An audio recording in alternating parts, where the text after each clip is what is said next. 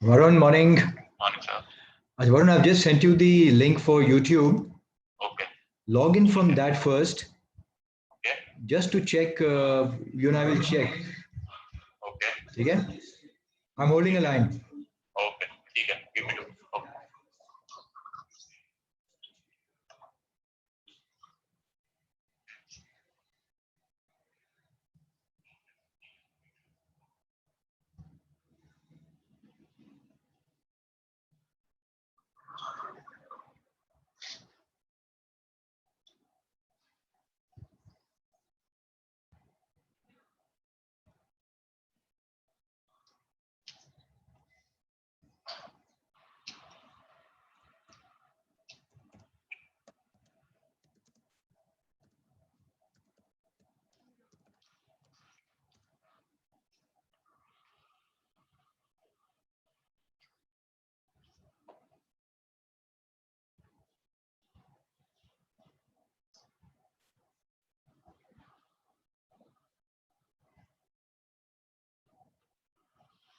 So you mailed it to me, right?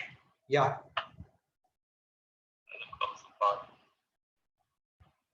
Should I message it to you? I mailed it to you, yeah. Phone में it's come.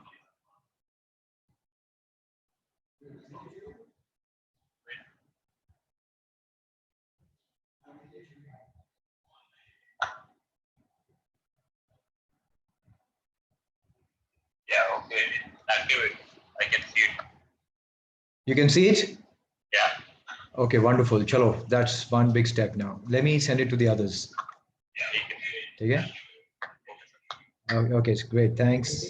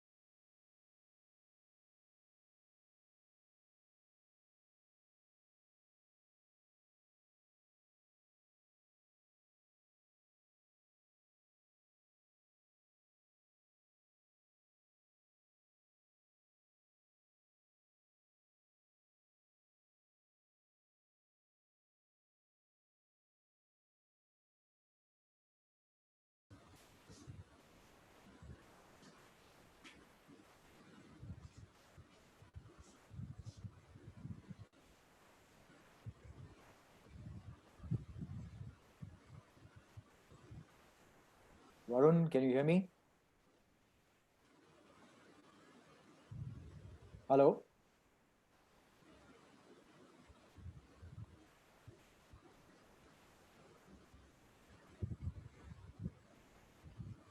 Hello, Varun?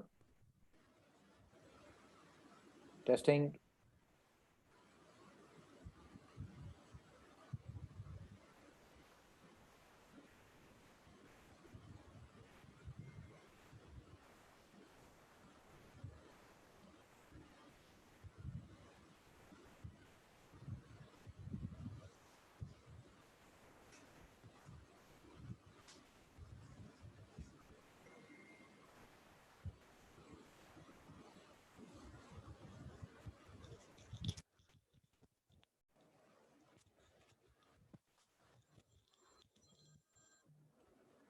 Yes, sir. Varun, can you hear me on the screen? Hello? No? Yeah. Yeah. You can't hear me on the I can. on Zoom? I can, sir. Okay, great. Okay, so I'm putting you on mute. I'll just wait for Jesse and Shubhankar to log on. Just do a quick check. Hi, Diggy. How are you doing? Screen.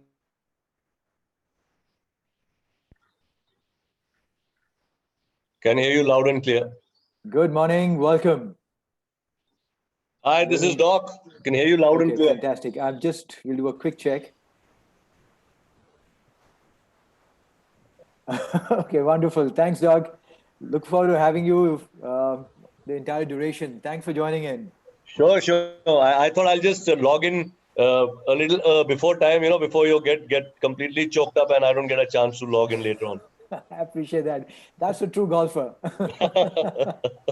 I played my the McLeod Russell Pro Am with Shubhankar Okay.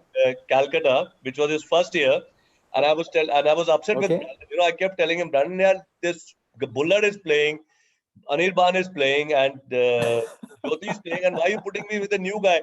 And he said, listen, I have put you with the best guy, and you just after the game, and look at him now, yeah, total rock star. Yeah.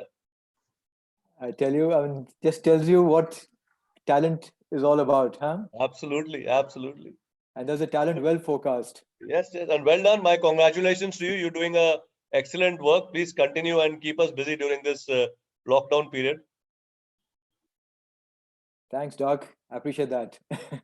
I think began it just the idea of students, getting to learn something good because golf is more than the golf swing. Absolutely. And I'm glad. This amazing thing about this game is the more you play, the more you want to learn, and you're learning every single day. That's a beauty. Yeah. Okay. All right. Chalo, Great. you carry Thanks, on Doc. with your settings. I won't disturb you anymore. I'll be. Oh, okay, buddy. All right. Thank Thanks. you. God bless. Bye bye.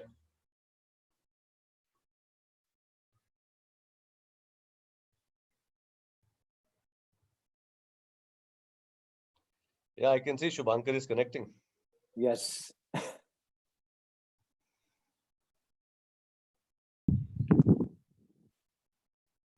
Hi, Shubhankar. Welcome. Hi, sir. How's the audio? I'll just. Yeah, looking good. Thank you. How are you doing, sir? Good morning. Very, very good. Thank you. I'll just put on my earphones and we'll just check the audio if everything's working.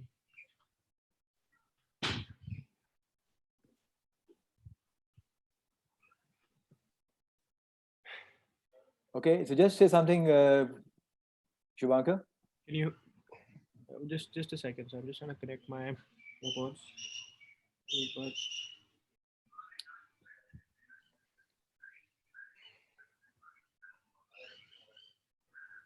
How is this audio? This is without the earphones. Is this good enough or? It's actually pretty decent. But you're quite close to the phone at the moment, right? How is it now? Not bad. This is fine? Yeah. Okay. Just maybe say a few words and. Hello. Hi, sir. Yeah, pretty good. All right. Thanks. Sounds good. Thanks for having me. Yeah, thanks for We'll making save the all time. of I this. appreciate that. We'll save all of this for the Zoom session. All the pleasant. All right. Okay. Okay.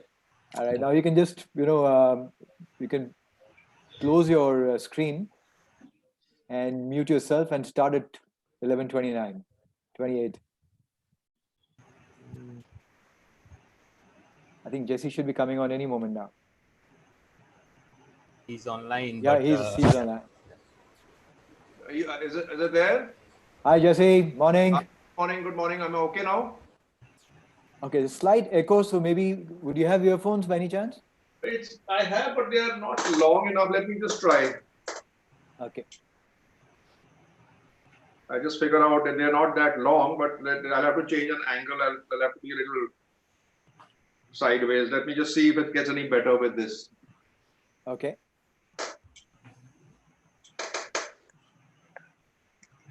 Is that better? Just say something again, Jesse. Is that any better? No. It is better. It is better. Yes. Yeah. Yeah. Are you comfortable with that? Yeah, I'm comfortable with that. I think much clearer. So I think we'll stick with this then. Okay, fine. That's all right.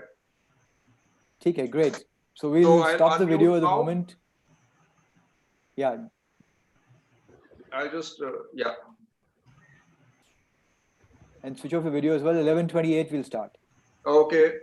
I'll give the cues. Thank you so much. All right.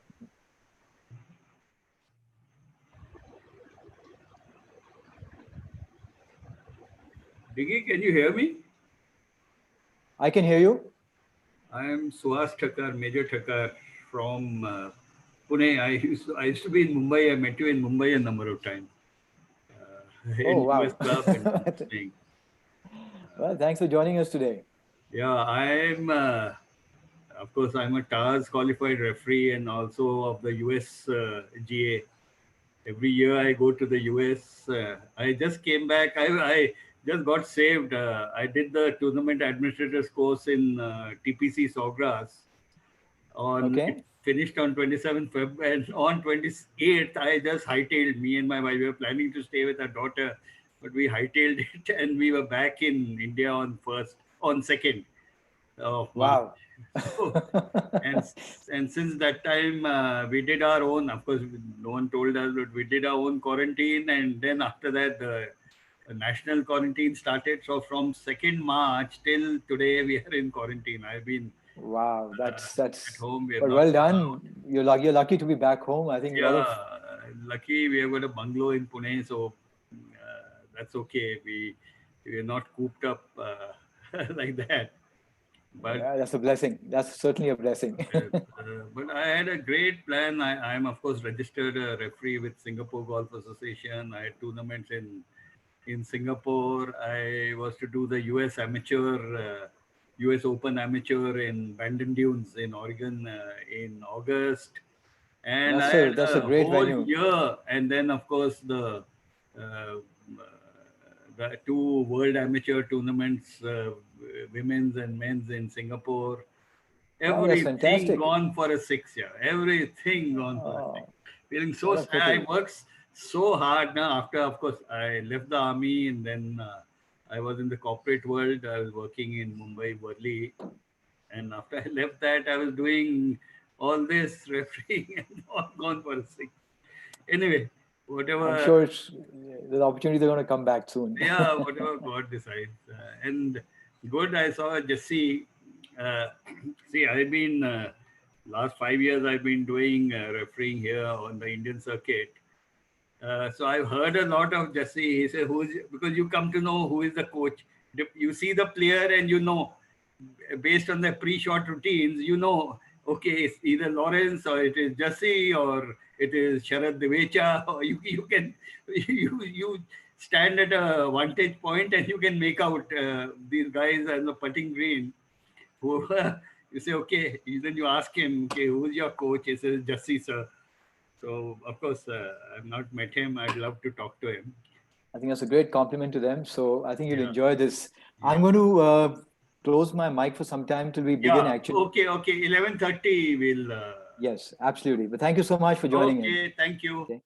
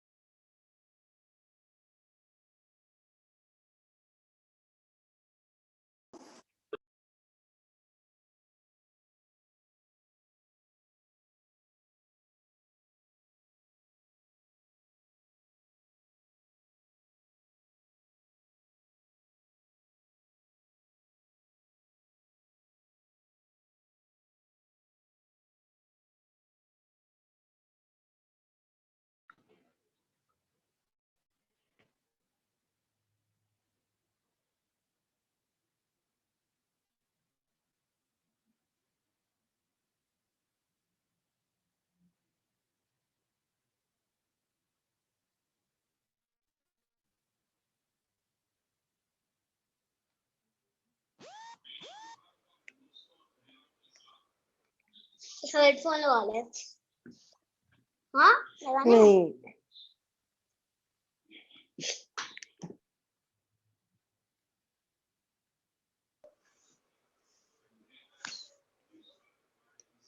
ओ देख देख सकते हैं हाँ पर मैंने अपना on नहीं किया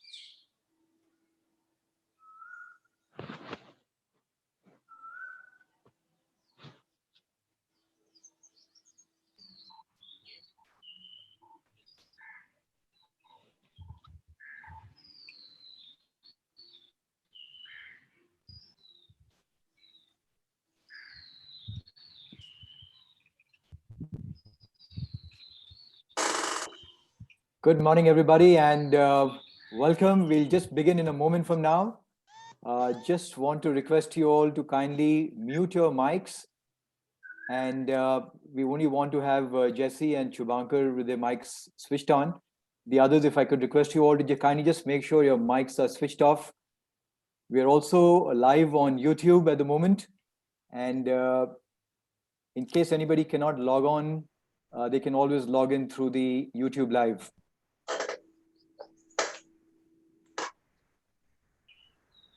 Okay, so everybody, mics unmuted, please. I still see a few mics which are unmuted, so may I request you all to kindly do that, please? Thank you. Okay, so let's begin. Morning and welcome everybody to the Knowledge Mine.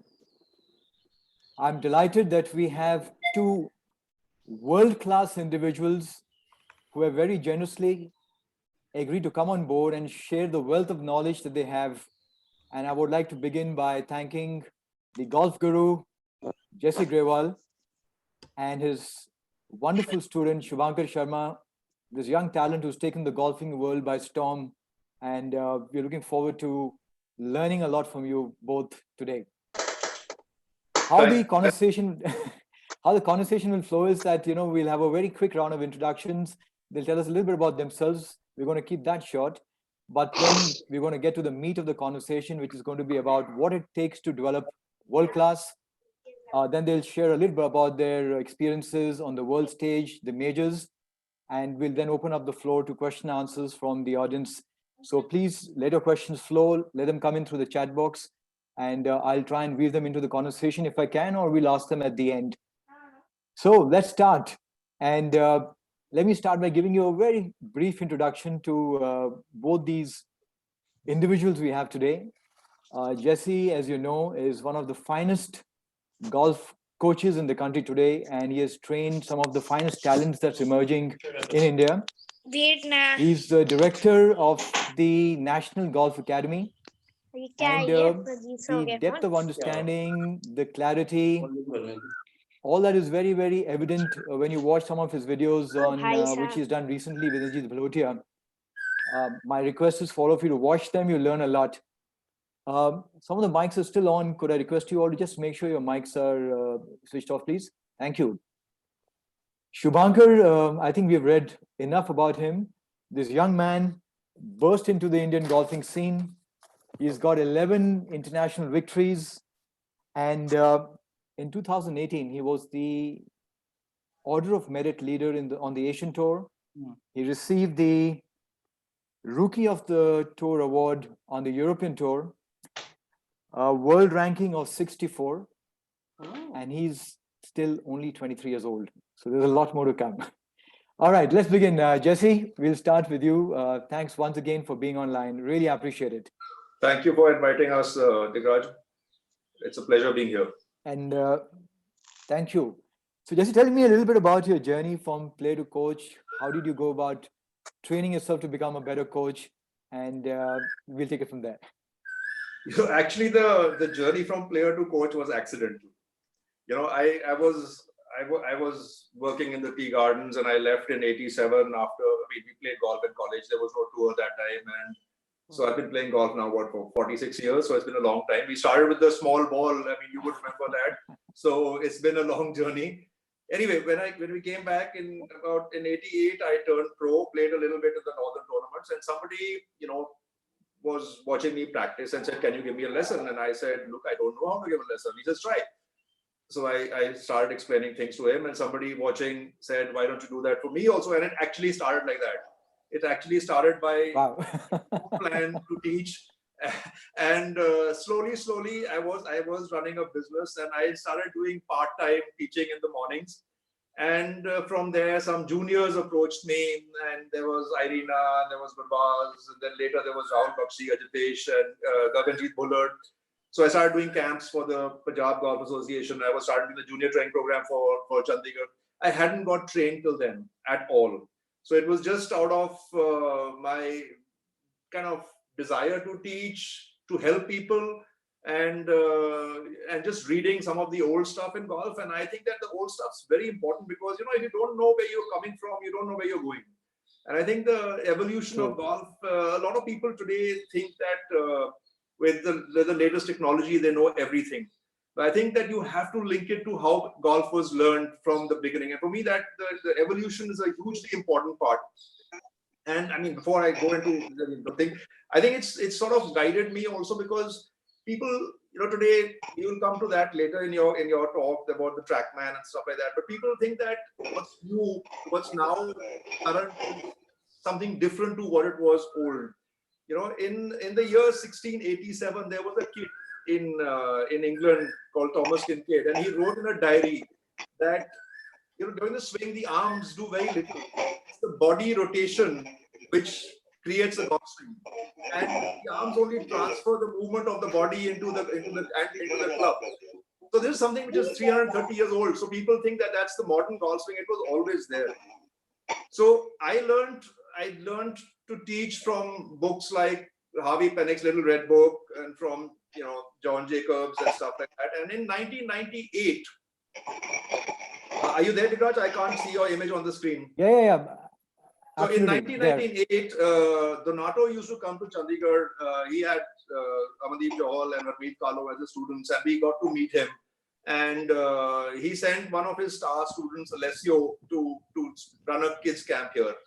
And that's the time I approached Alessio, and a lot of the kids were guys who I was coaching. And I said that, look, I want to see how you work on these students. And that's when I learned how to use a video and learned all the stuff. And then Donato was a big influence. He sort of got us into a method of learning, of not a particular method of coaching, but he sort of taught us how things were done in Italy and what the body does and what the club does in the swing plane, and everything came from there. And that's how we actually got into we sort of requested him to help us start the National Golf Academy, which was around 2000. He ran some camps in India, and that's how we got into sort of creating a method which would help other teaching pros also in India to get better.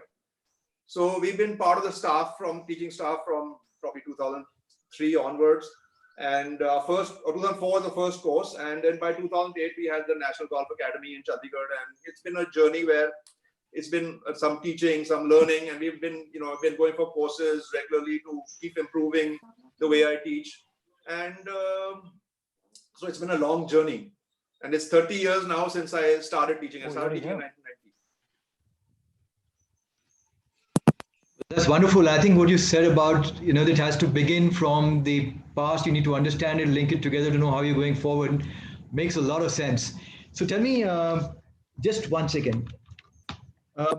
There are many swing philosophies out there, and what swing philosophy would you say that you follow? I mean, if there is any specific philosophy. I think I'm like so the few guys who have influenced me, or the few great teachers who've influenced me. One was John Jacobs. John Jacobs said that you employ any method you want, as long as it's repeatable and as long as it creates the perfect impact. So it's not really necessarily a particular style you follow. In fact, I wouldn't say that there is a role model in a golf swing.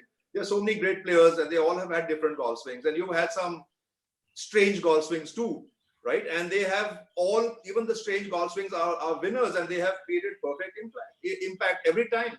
So the question is, it's all about how you repeat a movement pattern, and not really exactly, positions and a particular type of a golf swing. And we also know that, certain things are more important, and it's been sort of reinforced with TrackMan that the face is more important. But, again, it's again something which I would like to say is that when TrackMan came about, everybody started saying that the old ball flight laws were wrong, and that, that the old ball flight laws said that the path sends the ball and the face bends the ball and things like that. I don't think so. In fact, there's a book by Alistair Cochrane in years back, maybe more than 50 years back, which said that the face was the most important part of the starting direction of the shot. So nothing has changed in golf. Nothing will ever change. When you call something a law, like a ball flight law, how can a law change? Can the laws of gravity change? So they can't change. So they've always been there, and it's people sort of twist it and say that this is the way it is now, but it can't be different to what it was in the past. But Peter Thompson's scores at St. Andrews are the same as what they are now, and that golf course hasn't changed, because it's historical, and so it's not changed as much as people think it's changed. Very true, and well said at that. So tell me, Jesse, when you start working with students, what are the key things that you want to make sure are instilled in them to become good players? So, if you want to become a player, I mean, let's start with a journey from a junior probably, and let's say that the person has, I'll talk about the junior part kind of later if we are into the junior thing or advice to juniors. But I think the person must learn to play. Now, learn to play is the first thing. Before we start talking about what they do, they have to learn to play, which is it's like experiential learning. You shouldn't be taught to play. There is a self-learning which a person must start when they start golf. They should experiment. They should have feedback of, if I open the face, this is what will happen to the ball. If I close the face, they should have to be taught these things. They should learn to play. Once you've got that, you've sort of got an idea. It's like this is something. Very nice. In our journey, we've Gurbaz and we did a lot of work on clubs, and we sort of worked on this thing called proprioception. That apart from your eyes, there is a lot more which comes back. There's feedback from the sound of the shot. There's feedback from the feel. So there's a lot of stuff which you must learn in the beginning, because in today's generation, everybody is just looking. They're only using their eyes. They're not sensing the other stuff. In fact, if you look at people, when they look at somebody's clothes, that they talk about how good it looks, and how good food looks on a plate. Until you taste it, you don't know how good it looks. Looking is the visual is not the most important part. So they must get feedback. They must understand from experience what's happening. Then they become to understand what they have to practice. And then they go into training and then developing an ideology or a method, right? After they've learned to play, they should get into this, and then understanding their strengths and their weaknesses. There's some movements they can do. There's some movements they can't do. They figure out for themselves what's happening. Once they've done that, they only, because most people practice only what they enjoy. They think that they practice the stuff which is necessary, but actually they practice, most of the time is spent on what they enjoy, because it gives them satisfaction. So they actually ignore what is necessary to do. So if a guy, you see people on the golf course who don't know how to pitch, and they'll just try and avoid it and chip most of the time, and they will not go and do pitching practice or bunker practice. They keep trying to avoid a bunker on the golf course, you hear people say that don't go in the bunker, it's the most difficult place to be. And I think that's rubbish. It's not difficult at all unless you have, if they want to make bunkers difficult, they should have unraked bunkers. Then they would be difficult. Right? They were in the old days. They wanted to make it difficult. They had unraked bunkers and they had mud in them. So it was always difficult. So from that, you start getting into what clubs should you play with and the level of fitness it requires for golf, right? I think the mental strength, it's something with the psychology of golf comes a little later. It comes from, if you come from positive practice and positive results, you don't need any psychologist. You know what you have to do in golf. I think a player must learn to dream. He must have the ability to stay calm when there's chaos around him. He builds a kind of repeatable shot. So whether it's a draw or a fade or whatever he wants to play, there should be a level of repeatability in that. Over time, he should be confident to be able to go at flags or at whatever this thing, because I think building confidence is from good practice, from good methods. And there's a difference between confidence and optimism. A lot of juniors have this optimistic approach that they can go at a flag. The difference between a good player and a junior, and that is that the good player is confident that he can go at the flag and he's not taking chances. It's confidence. And I think the most important thing at the end of it is taking ownership of everything. I think from a junior to a pro golfer or to anybody, you have to take ownership of your mistakes, ownership of your game, and that's, I think, very, very important in today in the pro world if you want to make it a career. Very nice, Jesse. In fact, in a very small, short, brief introduction, you actually shared a lot of value right there, and I can see why the students are getting so much confidence in working with you. Let's get to Shubhankar. Shubhankar, you're also a Fauji kid. Tell us a little bit about your early days, and then how did you go and meet Jesse sir and start working with him? Hi, Digraj sir. Good morning. Thanks for having me. Actually, when I started golf, it was actually a coincidence. I remember you were talking to Anirban the other day, and Anirban and I share a very close bond, and he's probably one of the reasons why I started playing golf. Wow. In 2002, my dad was posted in Wellington, which is a hill station near Ooty, and my sister was born there. And my sister was a premature baby, and the doctor at that time was Anirban's father. He was the one who operated on my mother. So it was, definitely a coincidence because no one in our family played golf. No one knew anything about golf.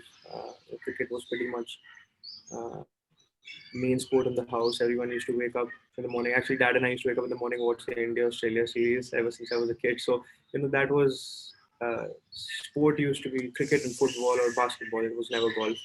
And Anirban's father told my dad, because we used to go to the hospital every day. It was a tough time for the whole family. And I was like 5 years old at that time. And that's when he told Dad that my son plays golf. And he's one of the top juniors in India. And this is a sport which is really picking up, and you should really consider putting your son into it. And that's how I started. Dad and I went to the golf course on the very same day. Remember, Dad bought a car and got a golf set as well. He got a pretty sweet deal. He bought a second-hand Esteem at that time, and the officer who was selling his car was also selling his lady's golf set, which Dad bought. And that was our first encounter with golf, and it just started from there, and I just picked on. My first club was a cut down 2 iron, and I just fell in love with the game. Excellent. And at what stage did you decide to go and seek the guidance from Jesse sir? And I don't remember properly, but I think it was 2007, if I'm not wrong, 6 or 7. Dad was posted in Bhopal, and remember the whole family. We all came to Chandigarh together just to take a lesson from Jesse. So to be honest, I still remember one thing. That was the drive up to the CGA range, and I remember I was so excited and nervous because I'd heard so much about sir. And for the first time, I was actually going and getting proper lessons for golf. So it was truly special, and I don't really remember the first session that I had, but that's how our journey started. And after that, Dad got posted to Patiala. It became much easier to travel to Chandigarh. It was only an hour away. And I just started coming as regularly as I could, probably once a month, and that's how we started. So how old were you that time? 2007, born in 96, so 11 years old, 10, 11 years old. 6 or 7 is the first time I went to him, so I would say 11 years old. Well, that's a long journey together. So tell me, what are the habits that Jesse sir worked on ensuring that you imbibed in your early days? In my early days, the best thing about Jesse sir was that, after the first 2 years, I remember we pretty much worked on all the fundamentals. So you can hear the sabji wala in the background. I'm just sitting outside. Yeah, so I think in the beginning it was mostly working on the fundamentals, swing, the stance, the ball position. We worked on all the major stuff that needed to be covered. And after that, like Jesse sir said, the best thing about sir till this day is that he doesn't really interfere too much with your mind. Like, he just lets you play. He lets you figure it out on your own. And I guess that is very, very important, to let the child just be and enjoy the game and not get too technical with stuff. Because when you're growing up, when you're 10, 11 years old, you want to have fun with friends, you want to go and have putting competitions, you want to enjoy playing a sport. The technical part is important, but you shouldn't be given so much information that it just clouds your mind. So even though I used to go to Sir once in a month, and we used to work on everything, and I remember I used to be very nervous when I used to go to him. I wanted to hit the ball perfectly, and then after a few sessions I realized that the whole point of going to Sir is that I don't have to hit it perfectly so that he can fix my swing. So that was our first few years, and every time I used to go back to Patiala or Bhopal, I used to just spend a lot of days and trying to figure out what he said and try and figure out a way to go and score, and not get too involved with the swing. I think that's very good advice, that not to get too technical, enjoy the game. Very good points, I think, for the kids who are listening. I'm coming back to Jesse. Jesse, when you first met Shubhankar, do you remember what are the things that you prescribed to him to work on initially? So I mean, I don't remember his first few lessons when he came from Bhopal, but when he was in Patiala, I used to do an army camp in Chandi Mandir, and I have a clear memory of him. These 3-4 kids, and Amandeep Dral, who plays the WGI, was part of that, and they would come from Patiala at 5 in the morning. They would leave at probably the camp was at 5:30 or 6 in the morning, and they would leave at 4:30 or whatever to get there. And after the camp, he would tell me, "Okay, sir, let's go and play." And I was to go to my lessons, but he was always wanting to get out and beat somebody. So he was always competitive, and he was also, he had a clear, when he came, though I regret that we didn't work enough on short game, because he would come with a clear idea that, okay, I want the ball to do this, and either I'm hooking it or whatever it was a kind of clear plan. And we used to have lessons pretty much in the same spot in CJ, because I knew if he was from inside and he started the ball right, if I took him to the fence on the right side, he couldn't start it right, and he had to figure out how to get the ball to go straight. So we kind of put a place where he was forced to learn to hit it straight. And I remember that was something which we had issues with. I mean, and that's something which I found very common in juniors, is more of hooks, because I hear other teachers talk about that they always have people coming from over the top, but I don't think I have ever found anybody from over the top. And they were all tending to be from inside and having issues with more hooking the ball. And we worked on these things, and over the years, and I saw him develop, and sort of he was very clear with what he had to do, which is now, and I think retrospectively, that I think that he had a plan every time he came. And they came once he was in Delhi and Gurgaon, there would come 3-4 of these of his friends and him who were taking lessons from me would come together. They spent 3-4 days. Each would work on whatever they had to. And it was mostly working on the swing and the long game. I do remember that we spent most of our time on that. So do you remember what were the things that you actually focused with him on his swing initially? For me, I can't. I mean, for me, every junior, I'm very kind of important to understand that. For me, there are two fundamentals in golf. There are only two. Forget about when people talk about posture and grip and all. I think that the face has to be square at impact, and the club must have a forward lean of shaft.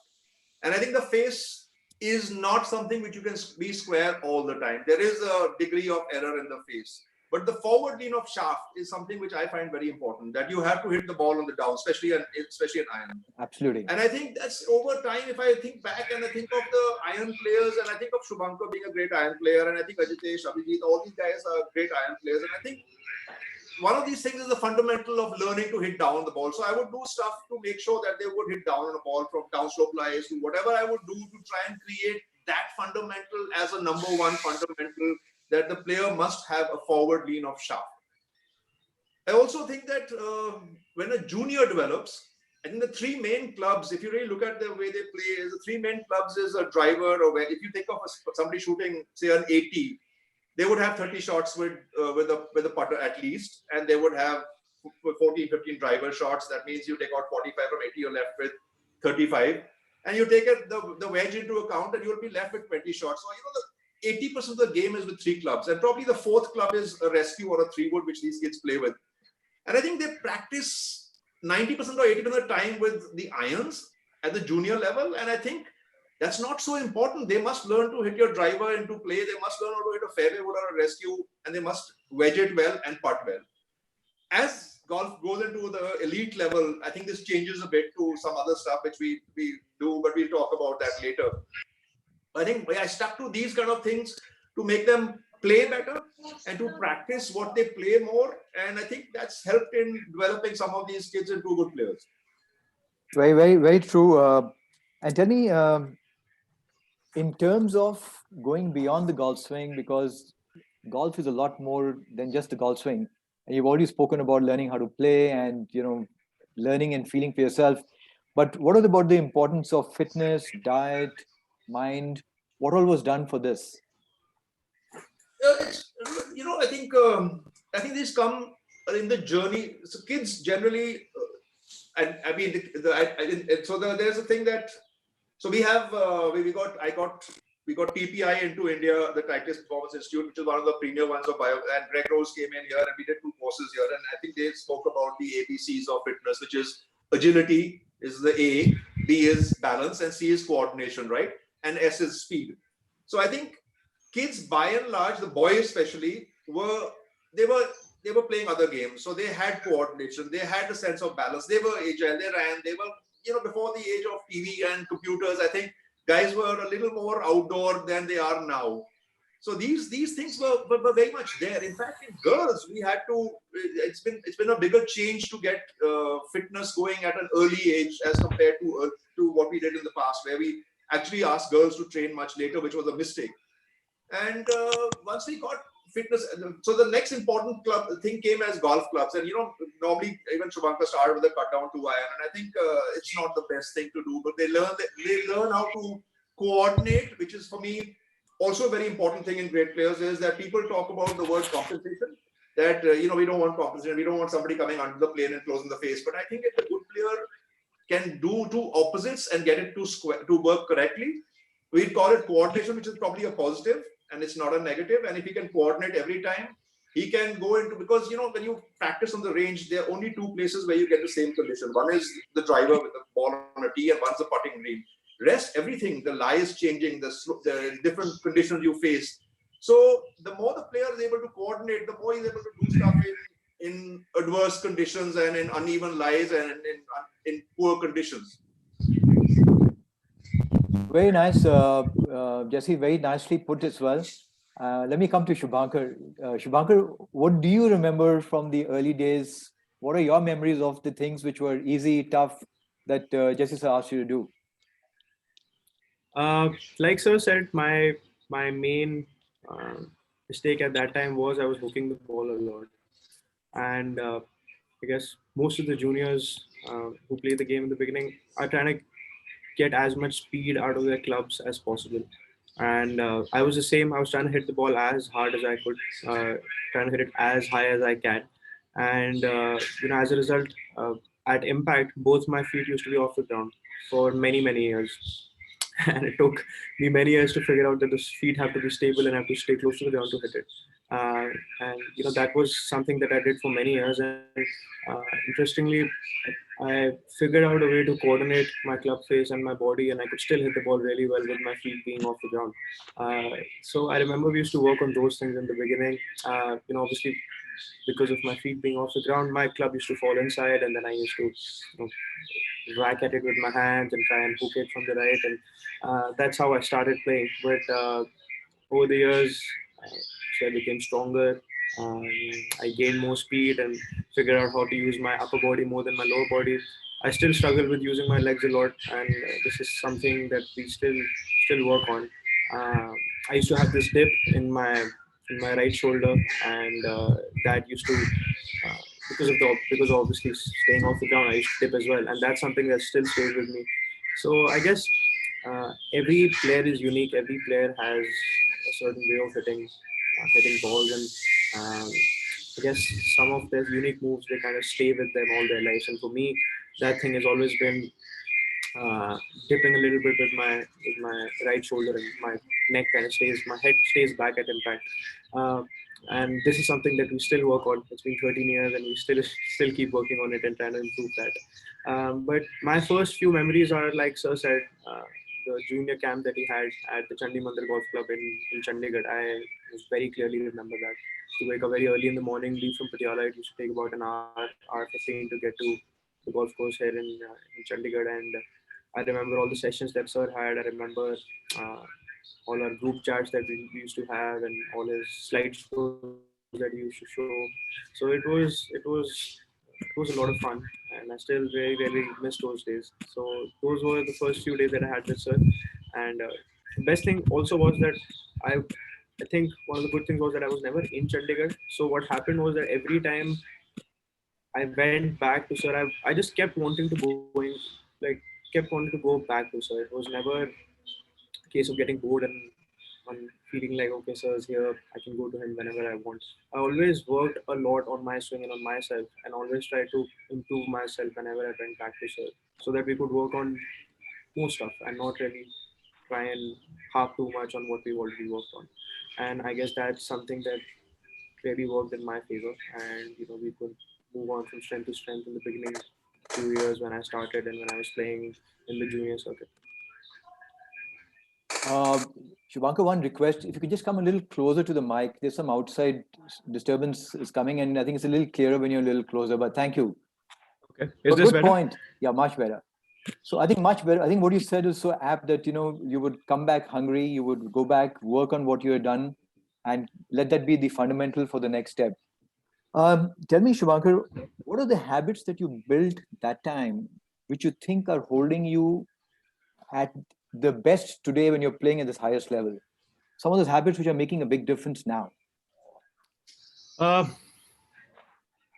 uh, Dad was in the army, so discipline was something that was instilled in me when I was a kid. Even though Jesse sir won't agree with me because I still struggle with waking up in the morning, but going to the golf course was never a problem. I've spent as many hours as I could on the golf course practicing, trying to get better. That's something that still stays with me. If I have to figure out something, then I'll spend as much time as I can. I was never distracted when I was a kid, in a way that I never really thought that I was missing out on my childhood, or I wanted to go and hang out with friends and stuff. And that is something that kind of kept me on track. Uh, Life was very regimented. I used to go to the school. I used to wake up in the morning, train a little bit, go for a run or do my physical activities, go to the school, come back, spend about 3-4 hours on the golf course, come back home, watch something on TV, do my homework and sleep. And I did that for years and years. And that's something that I think that prepared me for the life ahead in golf. Pro golf is also very disciplined. You move on from one place to another. Um, and me coming from an army background, I was pretty used to changing places. I mean, every 2 years we used to move. Uh, so I am pretty used to living out of a suitcase, and I was never really very attached to home. Or I was, even as a kid, I never really missed home that much. I was very happy going out and playing, and that is something that still helps me. I'm okay being out for 2-3 months at a stretch. I miss home, but this is something that I got used to when I was a kid. Excellent.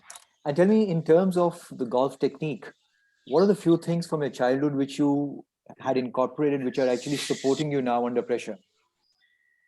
For me, the most important thing, like sir, was trying to get the club face as square as possible at impact. So there are different types of players in golf. Some people just, you know, when they start, they just go at it. They're trying to hit it as long as possible. Um, don't really think much, and that's one way of playing when you're growing up, and that's how I guess you just gain distance, and then you figure it out how to put it in the fairway. I was very different in the beginning. Ever since I started playing golf, I used to concentrate a lot on precision. I really wanted to hit the ball very, very straight. And that's one of the reasons I became a very good iron player, I guess. Some of the best tournaments that I've played, I've averaged 16 greens every day, and that's something uh, like you said, that I've started doing when I was a small kid. I was never a very, very good driver of the ball. Uh, I used to just try and get it somewhere close to the fairway or probably in the rough, and I was very good with my irons. My short game wasn't the best, but my iron play was really good, and that's how I played my junior golf. I won a lot as a junior. I was number one in all the categories, and it was only because I was a good iron player. So precision was something that I really, really focused on, and for that, ball position, stance, I try to be as orthodox as possible in my practice sessions, and uh, I think Jesse sir's easygoing attitude actually helped me, because I actually used to get too much into it when I used to go back home, and if it was Patiala or Bhopal or even Gurgaon, and I was just try and figure out every single detail. A lot of times I used to come back to sir, and sir used to be very easy about it, and he used to say, just have fun, just relax, don't think too much about it, and he still does that till to this day. I mean, I try and get too technical with stuff sometimes, and sometimes you just don't have to. You just have to go and play and score. It's a sport at the end of the day, and you don't want to get too involved in technique. So well said. But just sticking on technique for a minute, what are the fundamentals which you think really helped you become a good iron player? Improve your driving as well. Some things which you think are fundamentally sound, necessary for somebody to imbibe in his game. Uh, Fundamentally, the first thing that you look at is your grip. Your grip, your stance, your posture, your alignment, your ball position. I mean, these things are something that you work on even as a kid, and even if you become one of the best players in the world, this is something that you keep revisiting. And these are the checkpoints if you have to hit a good golf shot. You have to have the ball in the right positions. You have to align yourself perfectly where you want to hit it. You have to have a swing thought in your head. I think the swing plane and all that other stuff that comes in very late. The first few fundamentals are the grip, the stance, the ball position, and the alignment.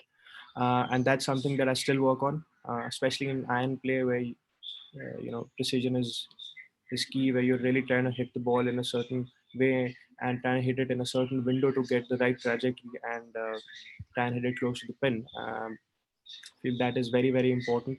Driver is very different. You can still go at it. The room for error is a lot more than when you're trying to hit an iron shot to a tucked right pin with water on the right. So all of these things are very important, like I said, and this is something that I still work on every day. Excellent. That's good information for all the kids who are listening, and working on the games, that however good you may get, these fundamental and the basics still matter. Jesse, I'm coming to you. Tell me, at what stage did you realize that you had a special talent here in this young man?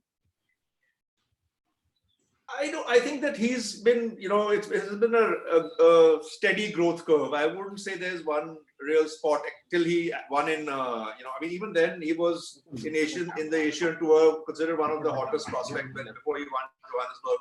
So I think it's a steady graph. He won the All India. There's been a sort of a very even kind of development over the years. From winning junior tournaments to winning All India as an amateur to turning pro at 16 because he was ready. I think he was ready, and I quite see that if somebody is ready, that they should turn pro early. And from there onwards, I think it's just history. So I can't say that there was one spot. I've seen him, play the Asian Tour events in Delhi, and always was getting better and better each year you saw him. So I can't say there was one particular time. But tell me, I mean, to turn pro at the young age of 16, which is quite remarkable in itself, to have the confidence to believe that, I'm ready to do it, for you to believe that he's ready to do it. What were the things that helped? I think that, I've always, I think some of the people won't agree with me, but I've always felt people who should turn pro, as if they're good enough, they should be able to play at the highest level in golf to know how good they are. And I think very well, I know that Becker won the Wimbledon at 16. So when do you become good enough? So I think if you can get good enough at that age, everybody who is peaking should turn pro early enough to be able to see that, and that's when in that field you will not stagnate. You will get better and better and better, because and if you're not good enough, you will realize you're not good enough. So at what stage did you start feeling that this boy has got that extra bit to go the extra mile, and did you do anything differently to encourage that? Well, he won the All India the year before that. So I think that if you already, I mean, you are playing well and you represented the country. You've been in the Indian teams as a Asia Pacific as a junior. You have the experience. You played everywhere. You are kind of ready. And I think that I've had others also who turned pro early. Karan Kocher turned pro early. Avijit turned pro. There are lots of kids. Ajitesh turned pro. I mean, may not be as early, but early enough. So I think Gurbaz turned early. I think Irina, all these people got into pro golf at a young age. But were they doing something different to build that? I think they were winning. I think they were good enough, and I think also somehow, if once you get into a certain, I mean, you have the same field again and again. In the amateur golf, there were about 4 or 5 people who could compete with them, and I think you needed a bigger field of good players. I think that's the way to push them on. I mean, you can't just leave them to be in a field where there are only 3 or 4 people who can push you or compete with you. And that's for me a thing which is important, that you have to keep. I mean, for him, his growth has been from the PGI to the Asian Tour to the European Tour to play the PGA Tour in certain events. I think that's very important, because that's what sets your goals higher. That's the way you dream to become a better player, only if you are going into a field where you realize that there is a lot more to be done. Very nice and very true. So tell me, what kind of goal setting was done, if at all, and what was the way to practice correctly, which you imbibed in him and your other students? I think so. The work you do on the range, when you see, you have to take out the big miss for sure. You cannot have a player who has a big miss on a golf or on the range and say, okay, you'll go and play well. So the dispersion patterns have to get tighter. You have to see that. So if you remember, Digraj, when we started golf in the old days, we used to have a caddy in front and we were hitting balls to the caddy's feet, right? And there was a shortage of balls, and if you didn't hit it to your caddy's feet, somebody else picked up the ball. So and you couldn't buy balls. You learned how to hit it to the caddy's feet, and he was a moving flag stick. And you just learned how to do that. And so what happens is that you learn distance control as much as direction control. And distance control is a big thing, because in the old days, being pin high was more important than being straight.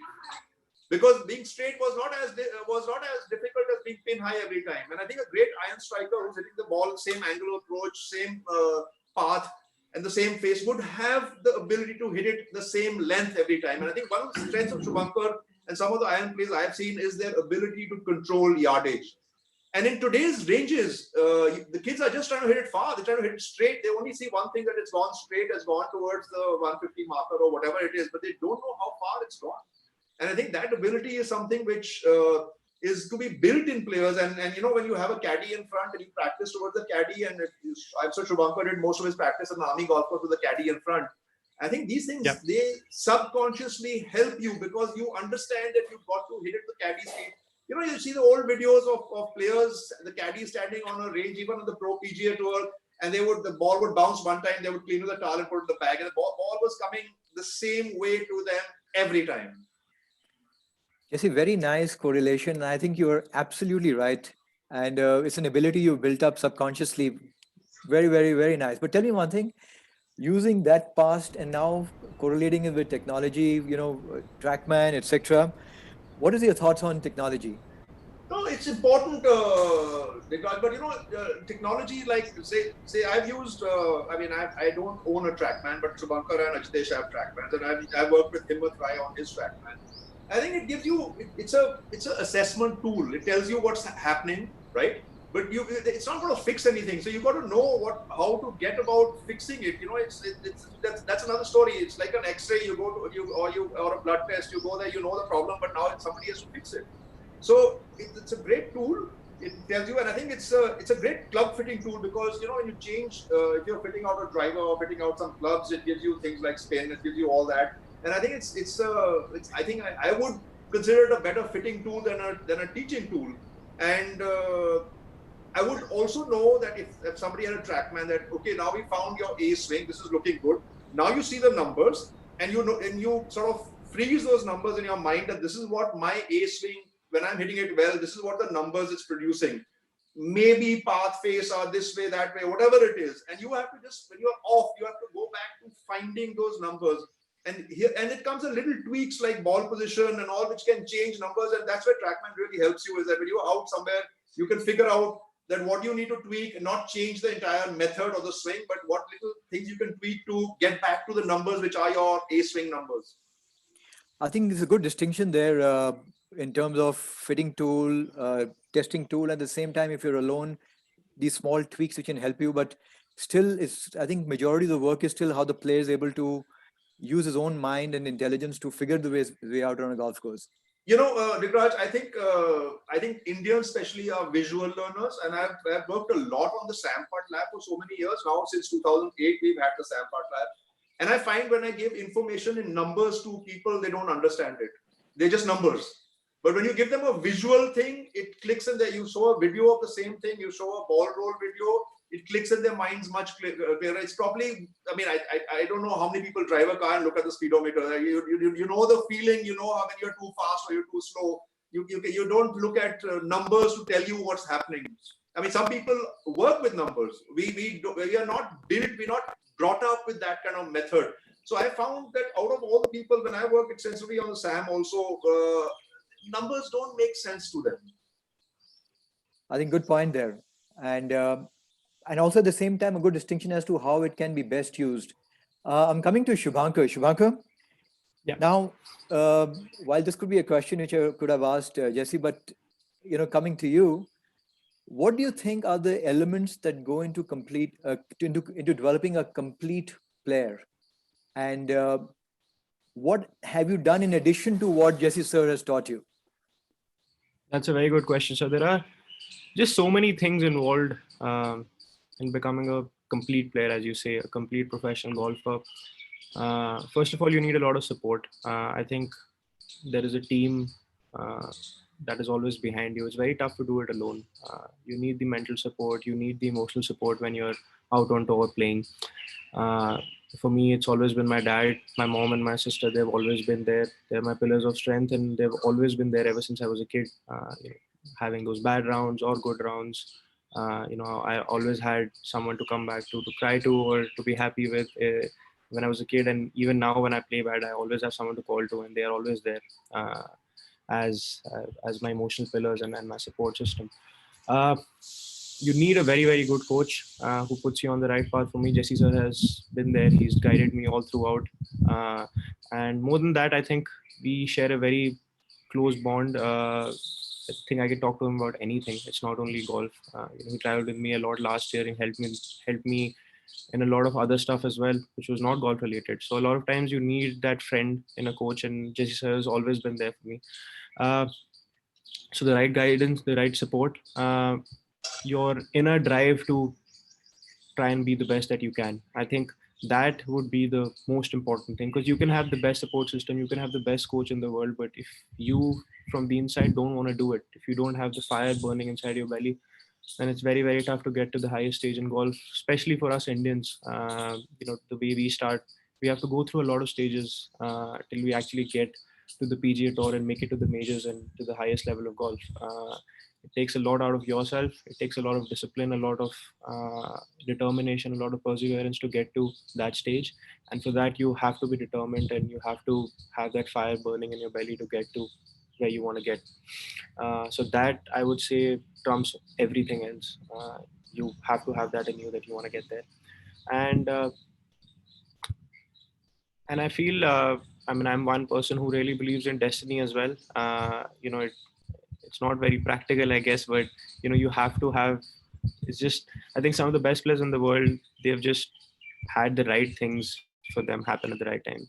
In not only a sport, I think in across all fields, you definitely need those important breaks, and I've gotten those breaks in my career, and I've been lucky enough to make full use of them, and you know, play well at the right time. Those things are very important as well. I think these are the 4 5 things that you really need, and I think if you have all of these things, I don't think anything can stop you. Very interesting. And but besides these things, in terms of preparing yourself, in terms of fitness, diet, what are the things that you're doing to be ready for the rigor of pro golf? Fitness is definitely something that's really catching on now in golf. For the past 10, 12, 15 years, fitness has been a big part of golf, especially with the modern golf swing becoming more athletic. People hitting it really, really long. There are average on the PGA Tour is probably more than 290 yards. And I mean, a lot of golf courses that I played last year and the year before, when that doesn't cut it. A lot of players hitting it 305, 310 in the air, and they definitely have an advantage. And that is definitely because they put a lot of work in the gym. Everyone has a physical trainer. If you go to the best events in the world these days, if you go to the major championships, everyone travels with a team of 3 or 4. Everyone has a dietitian. They have a physical trainer. They have a massage uh, therapist, and everyone travels with the coach. So it's like a team of 5 6 people that travel. Fitness plays a big role. Fitness and diet play a big role. Uh, I work with Sagar Devan, who's the fitness trainer here at the Chandigarh Golf Association, and Sandy Pariyar, who was in Noida. So I keep shuttling between both of them, and every time I'm on tour, I do video calls with them, trying to figure out stuff. Uh, I need when I'm playing on tour, where I'm out for about a month or two, the body gets sore. You need a massage therapist or a physiotherapist, and I have that as well. He comes and travels with me at least once a month to keep the body in shape. And the mental aspect is very important. Meditation really helps. Golf being a sport where you have to control your emotions and go and perform at the highest stage, meditation and breathing exercises really help, uh, and that is very important as well. So like I said, it's just so many wide, like there's a variety of so many things that go into becoming or to prepare a professional golfer, and you have to tick all the boxes in order to get to where you want to get. So I'm going to quickly ask you, what was your routine as a youngster, and what is your routine now? How has it evolved? Fitness routine has really evolved. When I was a kid, it was mostly, my dad was in the army, so just get up in the morning, go for a 5 kilometer run, do a few push-ups, sit-ups, and I guess that was good enough when I was 13, 14 years old, just before school. And now it's a lot more in-depth analysis of the different muscles and how the different muscle groups work when you're hitting the ball. There are so many new technologies that have come in.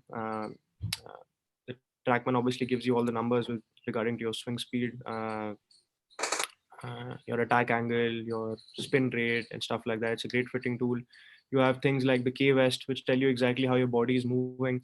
I feel like all of these things really help in you understanding how your body is moving and what is required by your body to get to its best level. And for me, I've done that over the past few years. I've worked with a lot of fitness trainers, and for now, it's for me particularly. I do a lot of work on my core. I do a lot of work on my lower body. I do a lot of work on my upper body, scaps, my triceps. That is probably one of my weakest spots. My scapulas and my triceps, and we work a lot on that. And this quarantine is actually, in a way, it's a blessing in disguise because I get a lot of time to work on it, and I'm not really bothered about my body being sore because I don't really have to go and play a tournament the next day. So the fitness routine has really evolved. The practice routine has also changed because when I was a kid, it used to be just spending hours and hours on the range hitting balls. Now it's I just spend more time in short game. I mean, if I would go and hit balls for. If I'd be on the range for 3 hours, I'd probably hit balls for an hour and 2 hours on the short game, because that's something that I have really worked on, and this is something that we still work on, Jenny sir and I, on my short game. So the practice routine has really evolved, and like I said, I've just tried to analyze every aspect of my game, my body, my mental side, and I guess that happens when you get to a certain level of competing at the highest level, and you just keep on pushing yourself to get better. And at the end of the day, I think you just have to get used to, or probably fall in love with, the process of learning and getting better. I think that's very important, and that is something that I have gotten used to in the past 2 3 years, and that's something that I still do every day. Very nice, sir. Good to hear the entire range. And tell me one thing, quick tip. How do you get the best out of your coach? How do you get the best out of your coach? Just let him do his thing. I guess you don't really. That's a good question, actually. How do I say the best out of your coach? I think it's the other way around. The coach will get the best out of you. You don't really have to do much. Actually, I share an interesting story with you. I think we were playing. This was last year, and I was playing in the CIMB Classic in Malaysia, which was a co-sanctioned event with the PGA Tour. I remember 2-3 days before that, sir came in probably 3 days before the tournament. I think it was Sunday when he came in, and I was hitting it so bad. Like I couldn't really. I had no idea how I was going to play the event. The only saving grace for me was that there was no cut in the event, and I was like, okay, at least I'll play 4 days. But I was hitting it really bad. I couldn't middle it off my club pace, and it was just. I was hitting a few shanks, and it was a very, very bad state. And I remember going to the range with Jesse sir. The golf course was shut, so we went to a nearby driving range and just hitting. Even the balls weren't great, and we just spent about 3-4 hours there, and no trackman, nothing, just old school, going and doing drills how we always used to do it when I was a kid. And it took me 3 hours then, and we slowly and steadily we built our swing on Monday, Tuesday, and Wednesday. And I was leading the tournament after 3 days. I eventually ended up finishing 10th, but that's how good our communication is, Jesse sir and I. He exactly knows what I need. He knows when to say what to me and at what time. And at that time, I don't think if there would have been anyone else in the world, he wouldn't have been able to help me to go and compete the way I did in that tournament. And Jesse sir was there, and he could figure out what I needed then, and he actually got the best out of me. So you just keep quiet and let the coach do his thing. That's interesting. I mean, to go from a stage when you're hitting shanks practically, it was terrible. It was to very, go very and bad. lead a tournament where some of the world's best. That's incredible. I mean, it also tells the golfer that if you listen and you do the right things, how quickly you can also recover.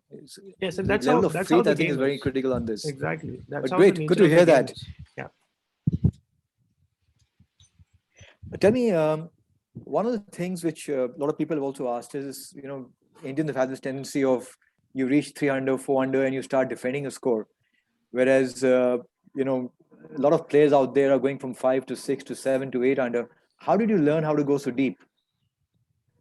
You just stay in the present. You don't really think about the score, and it's easier said than done. Because even I struggled with it when I was a kid. You're 200 through 9 holes, and you start feeling excited. Oh, I'm going to shoot 600 today, and then suddenly you make a bogey, and everything goes downhill. So I guess that's very normal when you're a junior and when you're starting out shooting under pars, and it's a very exciting time. But at the same time, you have to remind yourself to be in the present. And for me, that started happening when I turned pro in 2013. Before that, 2-3 under was probably 4 under was probably my best score. And this is something that I learned after I turned professional, interacting with all the different pros on the tour who'd been on tour for many, many years, picking up things and things from them every day, being on tour, just discussing stuff and how their mind works when they're playing and what they think about. And it's just about staying in the present. You don't get ahead of yourself. You just keep doing what you've done till then to get to that score. And everything kind of falls into place after that. Fantastic. I think it's a good lesson there for everybody. Quick one before I get to Jesse. How do you manage all these things while you're on tour? I mean, what's a typical day like? Typical day on tour is very busy, very hectic. You get up in the morning. I'm a vegetarian, so last year I started cooking as well. So I used to get up in the morning, make myself a smoothie or a shake, and uh, I love having dal and rice. So I used to put some dal in the water just to soak, so that I can come back and make it in the night. So do that in the morning. Just do your normal stretches, warm ups, meditate for about 10-15 minutes just to get yourself in the zone. You get to the golf course about 2.5 hours before your tee time. Go to the physio truck, do some warm ups, go and have your breakfast. About it whenever your tee time is. If you're playing late, then a quick brunch. Head to the range. Uh, my average practice session lasts about an hour, so I do that, and just after that, you just get to the course and uh, just play away. You finish your round. Uh, then again, go back to the range, do the same stuff, figure out what you've done right or what you've done wrong, work on it, get back, stretch a little bit, I guess, cool off a little bit, talk to your friends. That's what I do. Talk to my friends, watch something, or uh, read a book. Just take your mind off golf. Spend some time in the gym. Make that dal that I left in the morning to soak. And yeah, off to bed at about 10 o'clock in the night. It sounds exhausting, but like I said, you have to fall in love with the process. So it's not as bad as it sounds. It's a lot of fun. You interact with so many people. The tour is a fun place to be. There are 120 players playing, so it's a lot of fun. Great, thank you. Um, in fact, Jesse, it brings me back to you. That tell me, what was the experience like of going out and playing the majors, traveling with Shubhankar, seeing the actual highest level of performance, your student there and the other coaches there as well? So actually, in my journey with all the juniors, in all the years, that is probably in this last 30 years of teaching juniors, I have never been to a junior tournament. Never. And I used to tell all the juniors that you have to be prepared. There was I have a cousin who was an Olympic hockey player. He had given me once a little thin book in which he said that it's how hard it's for an Olympian who has to prepare all his life for one shot at it. That's an average they have. And so they would prepare, and before the Olympics they would just start. There was a little just like a book on the psychology of these Olympians. They would start telling themselves that I am prepared to the best of my ability, right? And I have to play to the best of ability. If somebody is much better than me, I can't look at them. And I think, if you really look at how Hogan used to practice, Ben Hogan had this thing of he used to go to the right side of the lane, right-handed player, and take the extreme right spot so his back was turned to everybody else, so he wouldn't know what anybody else was doing, but he knew what he had to do for himself. So I think once you have to get into this kind of cocoon once you know your strength, you can play only the best of your ability. And so once you know that ability, you can take it to the golf course, right? So I never went for junior tournament. I tell them that you are prepared. If you play to the best of your ability, I don't have to do stuff on the range. So when I went with Shubhankar to the Masters, that was my first big event. I'd been to the Panasonic and the Indian Opens, and I'd worked with all the players there also. So I was really a spectator at the Masters. I just, whenever he would ask me something, I would help out. And because I didn't want to touch too many things at that time. We had some issues, but we practiced very hard. And a short game was an issue that time also. And I remember me and Gurbaz and him standing next to a green and making him hit shot after shot or try to hit the high shot. Because, we never have the tight lies in India, what they had there. And, the short game really gets exposed when the kind of conditions change. You have super fast greens, you have flags tucked in, and you have really, really tight lies. So the kind of level you need in short game is different. You can't find that kind of level here to practice because you don't have the conditions to practice. So the Masters was like that. Then he played well. I think the only thing which went wrong in the Masters was there was one hole, the fourth hole, which we didn't have a club to. And you can't what you see on TV, the Masters Augusta is completely different. It has got so many slopes that you can't imagine. And he was bogey twice in that hole, and he missed the cut by 2 shots because he didn't have a club for that particular. It was the longest par 3, and the iron wouldn't get there, the wind would swirl there, and the rescue was too long, and so you had issues on that hole, and he actually didn't make the cut only because of one hole. And the same thing repeated in CIMB also. One hole got him because we didn't have a club to that hole. There's another par 3 where he actually, when he was leading, he lost out because of that one hole. Anyway, so we got to the Open that year, and in my bucket list was to get to any of these tournaments. I never dreamt that I would go with a player, and for me, he fulfilled the Masters, and then to get to the Open. The Open was kind of special to me also. The Masters was something I never believed I'll be there with a player, but the Open was something which was a dream for me to go with one of my players. So you get to the Open and he tells me, Jesse sir, aapne sab kuch badal laya na, sab kuch badal. Now that came from him, and it opened my eyes to a different journey with a player because he was willing to change everything at a tournament. So he's standing on the range and we did lots and lots of changes. We did a lot of stuff on the golf swing with the TrackMan. So first thing was I had that impression that we had to hit the ball low. We've got to Kano Street, it's a tough golf course, and you have to hit stingers. And we look around and everybody is hitting it high. At apex of driver, 110 feet. And I'm saying, this is not what I imagined. But we quickly adapted and said, okay, this is what it is. If you have 0 spin axis and it's under 5 the spin axis, we'll be able to take the golf course even if and he used to hit the driver very high, and it was a worry for me. So we started work on trying to get these things, and the TrackMan really helped that time because it gave him feedback immediately of what we had to get to, right? Then we changed a lot on the putting green, and since then, I've had the confidence from his side that whatever I see, he asks me sometimes, "Ki aapko kuch aur bhi dikhta hai, mujhe batao." Even when I tell him it's fine, he says, "No, tell me if you find something which is not there."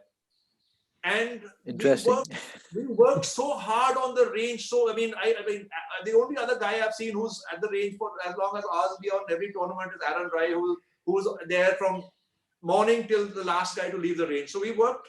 So it's one of the things now I changed my idea with players is that when we work with juniors, I didn't want them to be too dependent on me, and so maximum was 1 lesson a week was the max. Now if you do half an hour once a week, you've done 2 hours in a month, and you've done 24 hours in a year. Shubhankar, me working 24 hours every week, we were there, apart from the golf course. I also make it a policy to walk every 18 holes every day and never sit in the clubhouse. I watch, and if I'm walking 18 holes, I don't need statisticians to tell me what's going on. I can see what's happening. So every tournament, every round, every practice round, I've walked all 18 holes with him every time. And even if Ajit is playing, I just walk with every player. So that's something which changed with me. And we went CIMB when he's talking about in his story was that he was hitting it real bad. And that range we went, they closed the golf course because of lightning, and we went to a neighboring range which was open, and it was horrible, that range. It was torn mats, terrible balls. But we got to work on something, and we also had Shubhankar's his physio with him. So I explained to him what I want because there was some extension happening in the hips, and I told him I want this change by you work with him to release this stuff. So he also got an idea of what we were looking for in a golf swing, and it was like a little bit of teamwork there. And on the last day of CIMB, before teeing off on Thursday morning, I changed his putter. Wow. Right? And he said, it looks okay. He had asked for a putter, and we said, I'm not happy with the way the old putter was, the ball was coming off always left. And we changed the putter, and he had the confidence to accept that I said, Shubhankar, it's looking perfect. The ball is rolling perfect. Just take it to the golf course. And he putted fabulously through that tournament. And he had the confidence of accepting that and saying, okay, I trust you. If you say it's better, it's better. And that's been happening after that for every tournament we've traveled together. That's fantastic. And that, I think, speaks volumes about the faith, which is both ways, I think from his side and from your side too, to make a change that way and to go from shanking to, leading a tournament. That's phenomenal. So compliments right there. Okay. I want to ask you another question. Jesse, what's it like when you're playing on these, you're with him on these international majors, the big tournaments? You also see a lot of other coaches there, and there's a lot of new stuff happening on the coaching domain. What's it like there in terms of your own learning? I think that all the top coaches, I've seen Pete Cowan work, I've seen Sean Foley work, I've seen everybody at the ranges. Okay, they have TrackMan numbers, but really they keep it very simple. They are not creating complex situations, and they understand the individuality of every player. Right. So you see a Butch Harmon of the Masters got 5 players, and they all swing it differently, and he respects everybody and only gives them something which they need to know. So it's very individualistic. You have to understand, and all the good coaches and all the good doctors and everybody who is at that level keeps things very simple. Very true, very nice, and I think good point right there. One question which has just come up is, and I just want to ask this right now: what is the importance of feedback in terms of how brutal would you be or how soft would you be in terms of giving feedback to Shubhankar, and how would he take it? No, he takes it very well, and I gave him a lot of feedback, and so a couple of, again, I just want to just think about the journey we've had together. We've spoken about good iron play, and for me, when I go into a tournament and I see that his iron play is good, I have the confidence that he'll play well. Doesn't matter how he drives it, and I think his driver, I would give credit completely. When he was very young and he used to come to me, we found that driver was an issue. That's when I first introduced him to Gurbaz. And Gurbaz, what we did was we got a driver and we removed all the weights on the heads, the one which you adjust the thing. And the sound of the driver was horrible because it would make a loud sound. But Shubhankar immediately could swing it better because he needed something light in his hands. So after that, Gurbaz has been able to give him club shafts and work on things which will help his driving completely. So his driver is very much dependent on club fitting. And his iron play is his strength. It's always been his strength. He still plays with his irons, which he played for a long time. We don't think that there's any change required. And the rest, putters is something which we keep, working on, trying to get different putters. Or when he loses the field with one, we do change the putter very often. And I think now, for me, the key is the day he's hitting it well, he's hitting like 16, 17 greens on regulation. The day he's hitting it badly, the short game has sometimes not come up to the mark. It's not saved him. And that's what our work is now. There's to get that in order, that you don't have a poor round of golf if you're not hitting it well enough. He goes for every flag. And that's something I don't want to change. He even the tightest flags which people are playing safe to, Shubhankar is always at it. And that's something he's got a reputation for now on tour, is he goes for everything. So, and that's something which I leave him to it because that's the way he sees it. That's the way he plays. And I don't want to change it. Wonderful. That's really good to hear. In fact, that brings me back to you, Shubhankar. Tell me one thing. Going on the tour, and like you mentioned, you're having discussions with players and you've actually helped you in one way of going deeper. But there's so much new information out there. How have you kept your mind? I mean, there are two ways of looking at it. Controlled by not taking in too much that can bother you, at the same time absorbing what is useful and letting it work for you. How do you manage that? So it's a good question. I think someone's mic is not on mute.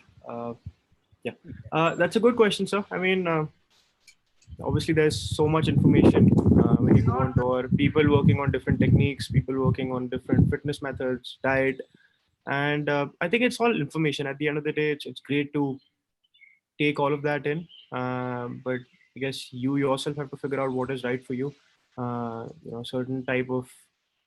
Certain swing may not be right for you, and it might work for the other person. Or a certain diet plan probably suits you better than what it would suit another. It won't really suit another person, but it would really suit you. So at the end of the day, like Jesse sir said, he spoke about Ben Hogan, how he used to go at the end of the race and hit balls so that he never really saw any other person practice. At the end of the day, you have to, when you get to a tournament, you have to just shut the noise off and just do what you are good at and believe in your system of practicing, of your system of playing, what has gotten you where you have gotten. And I do, obviously there are new things that come up. I read new things. There are new things that I see when I go to different ranges at different tournaments, different players working on different stuff. Short game is something that is very, very dynamic. There are so many new things, new techniques to play out of different types of grasses, whether it's a hard pan lie or it's a soft lie, whether you're playing out of thick rough or you're playing off the fairway. There are different techniques of using the bounce of the club. There are so many things. And, one thing, like I said, I've had a very good relation with Jesse, so I can call him anytime and discuss things. And, I've done that for many, many years, ever since I was a kid. And, up until now, whether it's whether it's the Open Championship or it's a normal tournament of the PGTI. If I have a doubt in my head, I call him and we discuss it. So analyzing stuff is very important, and I always try and run everything by Jesse sir, uh, and figure out what is right for me and what is wrong. Excellent. Tell me, Shubhankar, this is somebody everybody wants to know is what was the experience like when you got into contention to win your first European Tour event, and what went through you, and how did you manage that? Joburg Open. That tournament was very special. Another interesting story. I wasn't going to go for the event. The week before that, we were playing in Mauritius, and my whole family was there. I'd had a long season. It was the end half of 2017. I think it was the last week of November when we played in. I think it was the first week of December or the last week of November when we played in Mauritius, and I had a long season. I played decent on the Asian tour. I think I was finishing in the top 20 that year on the merit list, and I was just tired. I just traveled so much, and we kind of decided that it's better if we go back home. And for some reason, I shot a decent score on the last day in Mauritius, and we decided, what the hell, let's give it a shot. It's just one tournament. It's only a 2-hour flight from here, so just go and play, and obviously I have to go back home after that. So no harm. I went there.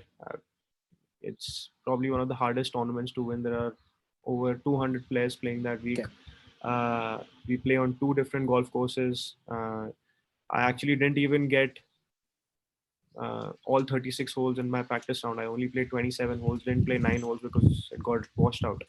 And I remember that whole week was just one of those weeks where I was just in the zone. There was nothing distracting me, and all I could think was going on the golf course and doing my best and shooting under par rounds. I don't think I've had a week like this ever since, or even before that. I was just in the zone. I was alone that week. No one was there with me. And it was just a very, very special week. I remember I was so nervous on Sunday when I got to the golf course, finished 8 holes, and it started raining, and it got suspended and got extended to Monday. And that Sunday night was very, very tough. I remember it was raining all night. I couldn't really sleep well. I was very, very excited, very nervous. And I remember getting to the golf course on Monday, and I handled it really, really well. It was a lot of people walking. The guy who finished second was South African, so there was a lot of support for him. But it was just, after you go through that emotional ride of, trying and finishing off the tournament on Sunday, getting off to a great start, then it being stopped by lightning and not being, able to go and finish stuff out there, not knowing when you're going to play again. To go through all of it and to win on Monday was very, very special, and it just made all of that worth it.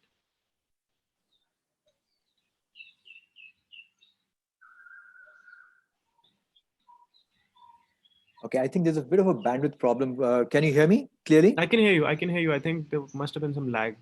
But I can hear you very Okay. well. So, Shubhankar, frankly, what? Okay. Do you remember what was your thought process in terms of routine on the final day that day? It was just staying within myself. I knew whatever I was doing was good enough because I'd been leading the tournament before. Up until that point, I was leading by about 5 shots going into the last round. So I'd been doing everything correctly, and I didn't really have to change anything. All I had to do was stay in that same zone and just stick to the process. Process is very, very important when you're playing a golf tournament. And once you gain momentum, when you shoot a low number, you just have to not do anything differently. Do the same thing that you've been doing for the past 3 days, whether be it on the golf course or off the golf course.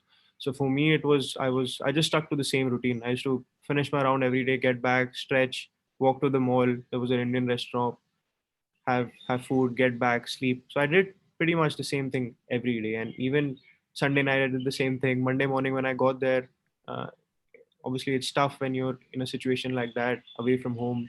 You don't really have anyone to support you. You're the only one. You just have to stay within yourself and tell yourself that whatever you've been doing till now works. So just go and play. And for me that week, I just had one swing thought in my head. I don't remember what that was, but it was easier for me to just think of that and hit shots on the range. And I remember I was hitting it really good on the range. Uh, and I just took that to the golf course. I just tried to keep it as simple as possible. I had a local caddy that week, so we used to have some banter on the golf course. Between shots, I used to talk about his life in South Africa, and he used to tell me all about it. So it was a very, very nice week, and I just stuck to the process throughout, and that's what got me through in the end. Fantastic. That's really good to hear. Shubhankar, one more question for you. Yeah. And I'm just going to bring in another play here. You played with Bruce Koepka during the Kensville Open in India, in Ahmedabad, and then you were paired with him during the Open Championship. By the time he'd become world number one, when you play with players like this, what is that you saw and that you imbibed and you learned from seeing that growth journey of another player in this manner? Yeah, it was absolutely fantastic playing with Brooks in the Open Championship. The biggest thing that I saw in him was just his confidence. He was world number one, but there was no pressure. He just won.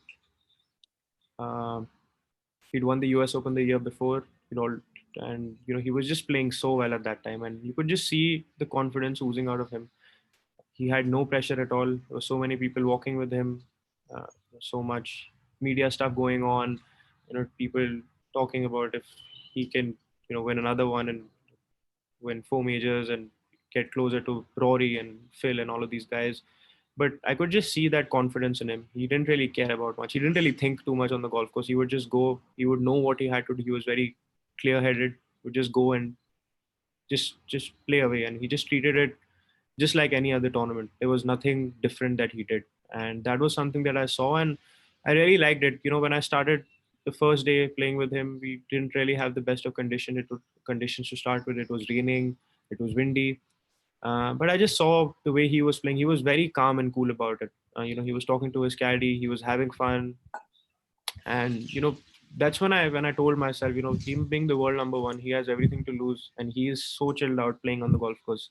Why do I have to put extra pressure on myself? And that actually worked for me because I also got into that rhythm, and I played really well. Uh, the second day, I think until the 12th or the 13th hole, I was only a shot behind him. I was, I think, 3 under and he was 4 under. So it was pretty good. We were both in the top 15 at that time, and it was just a lot of fun. And talking about the growth of a player, that's one thing that I really saw was very different in him when we played in Kensville. I was a kid back then. That was my first tournament as a professional, and he traveled all the way from America. And his body changed so much since then. He was a very thin, tall American at that time, and he used to hit it very wayward. He used to hit it everywhere, and we both had terrible rounds that day. But just to see the evolution of a player, it was very, very inspiring.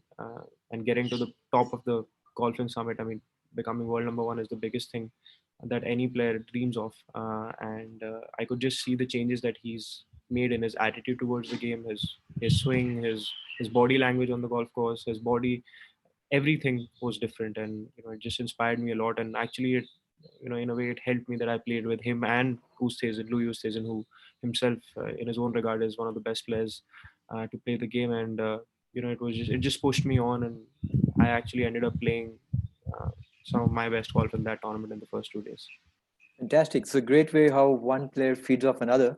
But tell me, Absolutely. after playing at this level, how is it, and what are the things that you have realized that you need to work on to actually be the world number one? For me, if I talk about the technical aspect, short game is something that's always a work in progress with me. And Jesse sir would agree with that. That's something, I have weeks where I'm chipping it really well, and then I have weeks when I'm not really chipping well, and then I become too reliant on my long game to perform. And when that's happening, it's a wonderful place to be in. I mean, I'm hitting all the greens, making all the putts, shooting low numbers. You can't really keep that up every time. And in order to win majors, you need to have a really, really good short game, and that's something that we still work on. Technically, that is definitely there. Mentally, and attitude-wise, I think I've played amongst all of these best players. I've competed against some of the best players in the world. I've played in elite fields, and I'm pretty used to it now. Uh, but it's again, it's a journey that you have to take. I mean, golf is just a journey that you take within. You just keep on, you fall in love with the process of getting better at managing your emotions, getting better at just knowing when to push the accelerator on the golf course and when to just hold on, which flags to go for. Like Jesse sir says, I'm very, very used to going at every flag, but that doesn't work when you're playing major championships, because you have to really plot your way around the golf course and know where to hit it and where not to hit it. And I've been I have made a lot of these mistakes playing in these big events where I think I could have done better if I was more mature and played in a different way. So that's something that I'm learning every day. As I play on higher tours and learn from all of these players when I see them playing. So I mean, I was pretty close to winning the Mexico Championship in 2018, and that's when I kind of realized that I have it in me to compete at the highest stage in golf and win playing amongst the best players in the world. So it's just about getting back there and managing myself better, and sooner or later I'll get to a point where I am competing in the majors and I'm closer to the world number one spot that I've always wanted to get to. Well said, and wish you the best there, Shubhankar. I'm sure it's going to happen sooner than later. Tell me a low point in your life and how did you handle that? Low point. It's a good question. I've not really had a very, very low point till now. I think it will probably come in the future. But I mean, how do I say it?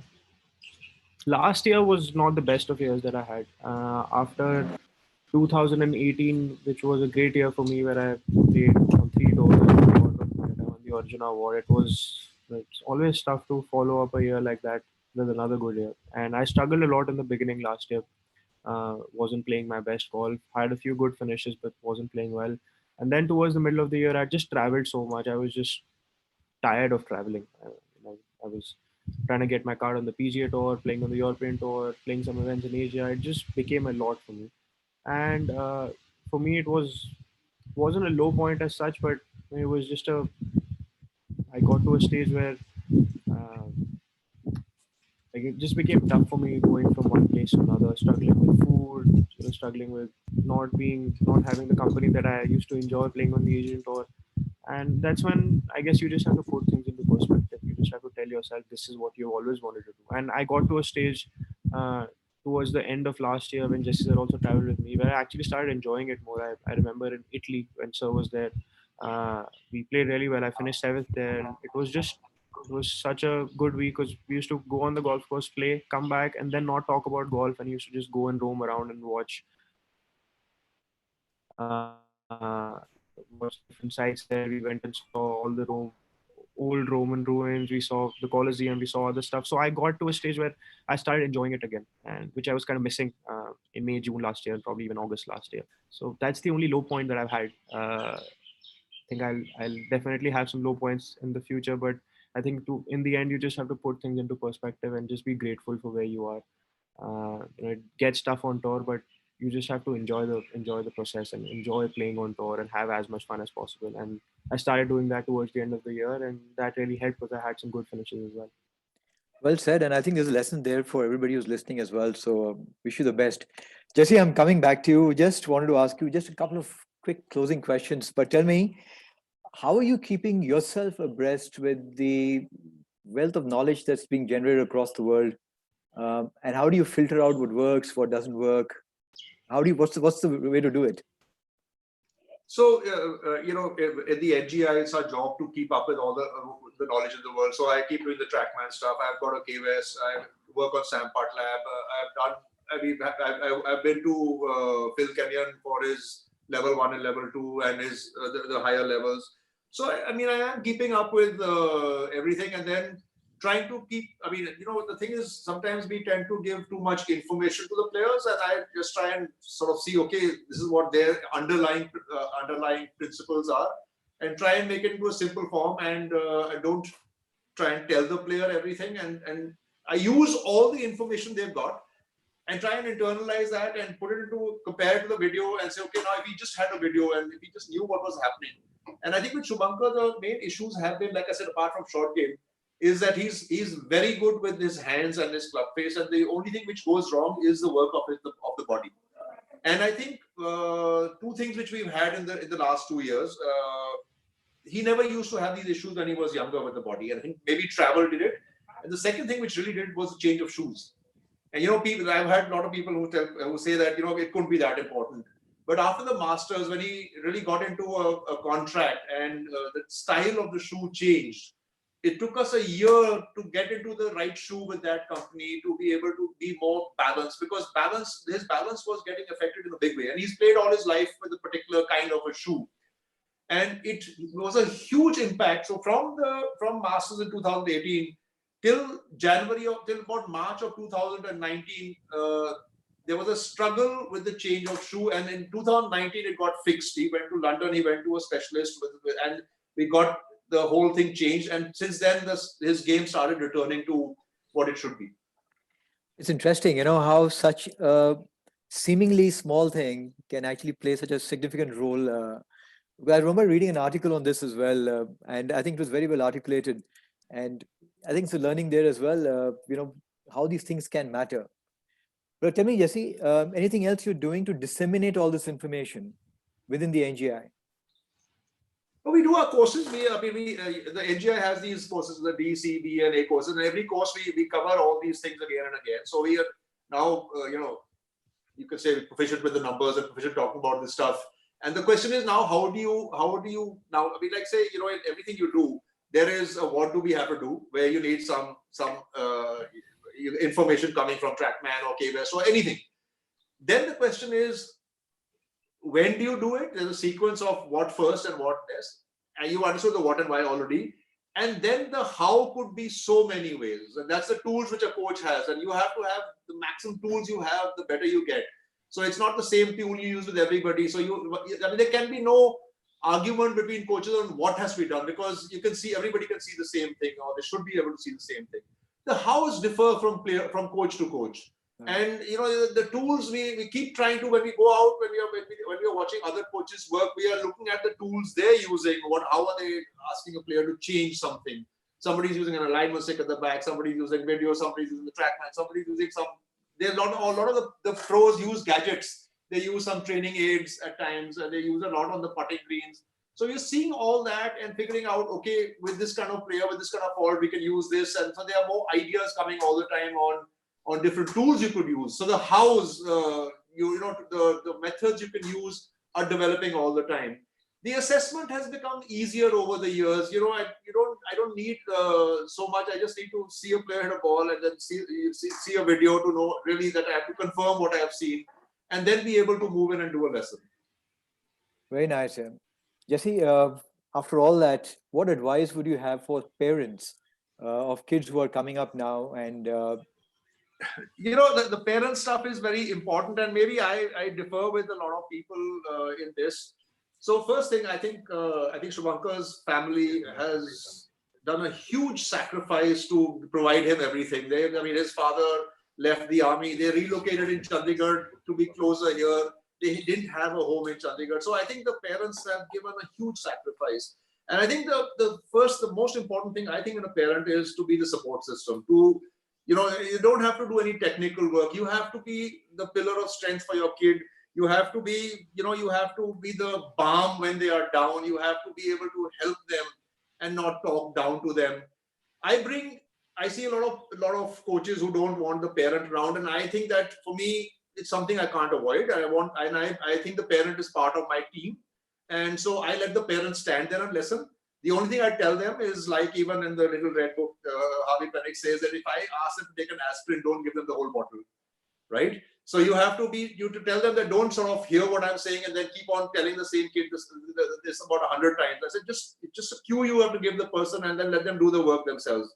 Maybe you can observe, you can help. So a lot of parents do come with the kids to the range, the younger ones and even some of the older ones.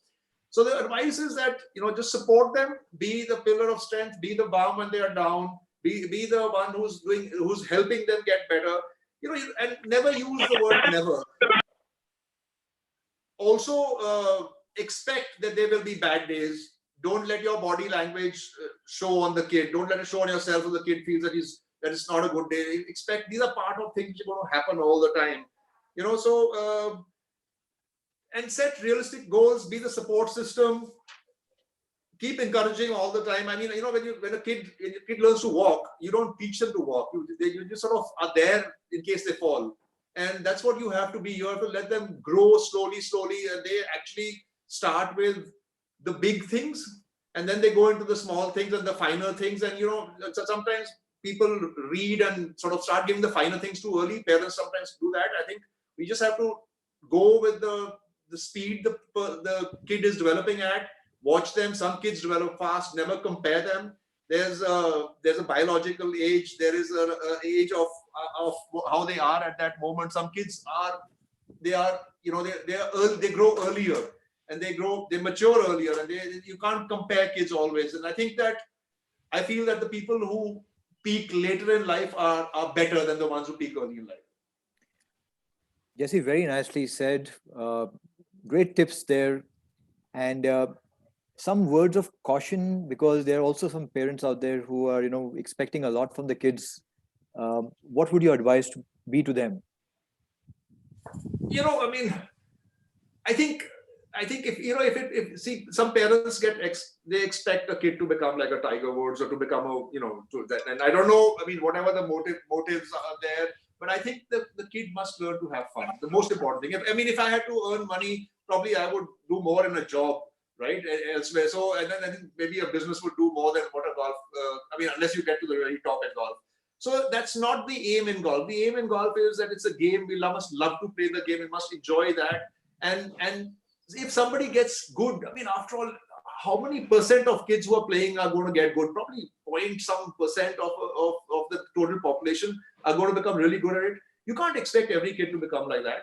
So you have to first instill them that you are enjoying this. You're getting away from because I think earlier there were games in schools, and now there are very few schools which do have games. And this is one of the sports which a lot of kids are playing because it's like it suits today's lifestyle. It's individualistic. You don't have to have a team. You can play yourself, and it's something which you enjoy. So it's something which is very different. And I think the first thing a parent must see is that child having fun or not. And that's, I know it's said so many times, but I think it's the most important thing, because I see a Shubhankar, I see a Karan Kocher, I see a lot of these kids, a lot of people who I've seen from the time when they were very young, Ajitesh, they're having fun out on the golf course. It's not monotonous for them. And I think that's the only way you play good golf. Excellent. I think it's a really, really good point there, Jesse. Thanks for saying it. Shubhankar, coming to you. There are a couple of questions coming up. I'm going to ask them in a minute, but just first one is, any future plans? Any is the wrong word actually. What are your future plans? Future plans for now. First of all, I hope we get through this tough time. Just a tough time for the whole world. So everything's on a standstill. You don't really know what's going to happen with the world tours, and hopefully it opens up quickly and I can get back to the European tour. Everything in Europe gets settled. My long-term goals would definitely be to get to the PGA Tour. That's where I've always wanted to play, to contend in the majors. And I've also gotten to a point where I'm not really thinking about my goals as much. I just want to, like I said, I just want to fall in love with the process of getting better and not really concentrate on the end result that I want. I've just realized this, after playing on the highest level for the past year or two, that you just have to enjoy the process and just let it be, just let it happen. You can't control anything in golf. All you can control is your emotion, and you give your 100% and let things happen. And you give your best and you enjoy doing that and enjoy being on tour and enjoy performing and shooting those 5-6 unders, 7 unders, and just enjoy playing golf basically. And that's what I want to do. I just want to enjoy getting better and fall in love with the process of getting better and be the best that I can be. And I know if I can get to a stage where I know I've given my 100% and I'm the best that I can be, I will definitely get to where I want to get and contend with the best players in the world. Shubhankar, in just the last few seconds and minutes, you've said such wonderful things, because there's some great knowledge in that itself. And I hope the kids who are listening really imbibe that. I'm just going to get to a few questions which are coming up on the chat. So one of them is that, in this period, how have you been utilizing your time better? I've been meditating a lot. Been working out. There's not much place to practice, so I just chip in my front yard whenever I get some time. But I'm also kind of spending this time with my family. I've not really spent too much time with them in the past few years. I've always been traveling, so I've been doing that a lot, and working out and kind of keep my nutrition going. Not like I said, I'm not used to being at home as much, and I have always missed my mom's cooking whenever I'm on tour. So I'm enjoying that as much as possible. To stay sharp, I'm meditating and working out. Excellent. Tell me, there's a question here that would college golf help somebody else who wants to look at golf as a pro career? I mean, did you ever think of it yourself when you were growing up? It's a In the good US, option, but yeah. yes, it's a good option. But for me, I never really wanted to go to the US to do college golf. I turned pro pretty early. That was obviously one of the reasons I couldn't go. But it was never. I never like our family never thought of that. That was never an option. I could have gone. I could have gotten a good scholarship. I'd won the All India and I was one of the best in India at that time. But I just wanted to set the bar higher for myself at turn pro because at the end of the day, the nature of the sport is professional. That's where you want to get to. That's where you want to perform your best and play your best golf. And for me, I thought I'd learn a lot more by turning professional and starting out with the PGTI than actually going and playing college golf because it sounds very exciting. It's nice, but the experience that I gained playing professional golf uh, till the age of 21 uh, was so much. I don't think I would have learned as much playing college golf in America and coming back and turning pro or even turning pro there. I mean, things could have been very different. So it is a good option if someone wants to take it up. But I think the route, if you want to turn professional, if you want to become the best that you want to be and you want to play golf seriously, if you're coming from India, I would, if someone would come and ask me, I would tell them to take the route, the PGTI route, and what I have taken and what Anirban has taken and some of the best players from India have taken. I think that's a great route to get to the European Tour or the PGTI.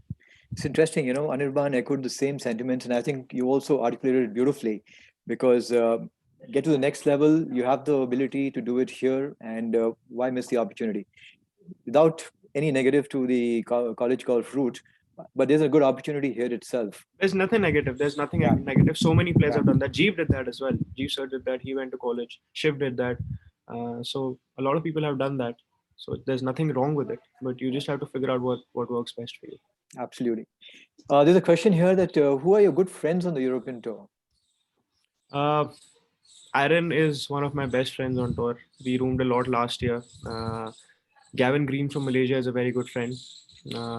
So these two guys are the ones that I hang out with, and we go for dinners, and whenever we are together, we try and get in a game of ping pong or pool in the games room and in our hotels and stuff like that. So they would be my best friends. Asian tour, I have so many friends. Asia is like home, so all the Indians are there. It's like a huge party going for dinners every night after our rounds because it's like 12, 13 of us who go for dinners together. So Asia is a lot of fun. But Europe, mostly these two guys. Obviously, I have other friends as well, but these two are my closest ones. Excellent. Tell me anything other than meditation you're doing now to strengthen the mind? Visualization. I think that meditation is a lot of things kind of come under it, and visualization is probably a branch of meditation as well. When you kind of think and visualize yourself being at a certain place, at a certain time, and hitting that shot where you really need to hit that shot. And for me, something that I've been doing, and I would want to do it now for the next month or so till the time this lockdown ends, is just figure out how I was thinking when I was under pressure, when I was playing some of my best golf, and what I could have done better. Because I'm sure I'll be in that position again in the future, and just figure out how the mind works and how the body kind of follows, and how there is a reaction inside you that makes you hit a certain shot in a certain way and not the way you would want it to. So it's just all of that is visualization. So for me, I do that a lot, going into the past, trying to imagine myself in the future, being at different places, be the Open Championship or the Masters or any of the majors. So been doing that, and that really helps in clearing my mind and kind of getting some answers. Excellent. I think it's another great drill right there. Jesse, we'll come towards closing this session. There's been some phenomenal inputs from both of you. Any closing words, Jesse, from your side?